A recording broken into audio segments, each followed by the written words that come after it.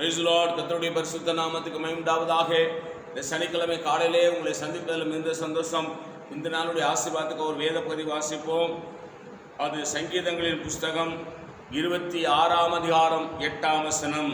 கர்த்தாவே, உமது ஆலயமாகிய வாசஸ்தலத்தையும் உமது மகிமை தங்கிய ஸ்தானத்தையும் வாஞ்சிக்கிறேன். இந்த சங்கீதக்கார தாவீதுக்கு என்ன வாஞ்சன்னு கேட்டா, அவருடைய ஆலயம், அவருடைய வாசஸ்தலம், அவருடைய மகிமை தங்கிய ஸ்தானமாகிய அவருடைய ஆலயம், இதன் மேலதான் அவருக்கு வாஞ்ச. கர்த்தருடைய ஆலயம், கர்த்தருடைய ஆலயம், கர்த்தருடைய ஊழியம், கர்த்தருடைய ஊழியம், கர்த்தருடைய சபை, கர்த்தருடைய சபைன்னு சொல்லி அதிலே அதிக கவனமாயிருக்கிறார். முதலாலயமாகிய வாசஸ்தலத்தை வாஞ்சிக்கிறேன். இன்றைக்கு அநேகருக்கு அந்த பக்தி வைராக்கியம் எல்லாம் இல்லாமல் போய்விட்டது. சங்கீதக்காரனாகி தாவீது சொல்றாரு, 1000 நாளை பார்க்கிலும் உமது பிரகாரங்களில் செல்லும் ஒரே நாள் நல்லது.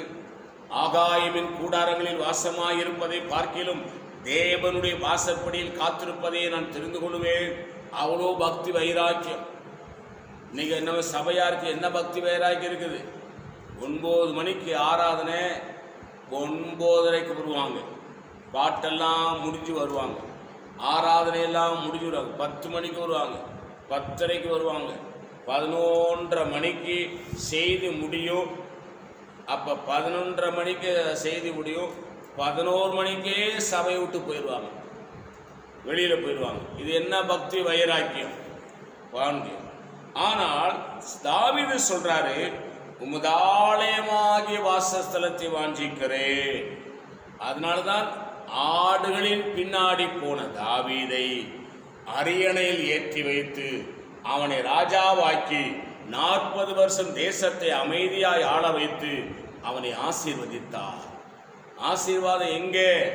கர்த்தருடைய ஆலயத்தின் மேலே நம்முடைய கண்கள் இருக்கணும், கர்த்தருடைய ஊழியத்தின் மேலே நம்முடைய கண்கள் இருக்கணும், கர்த்தருடைய சபைகள் மேலே நம்முடைய கண்கள் இருக்கணும், சபை ஊழியங்கிற பாரம் இருக்கணும்.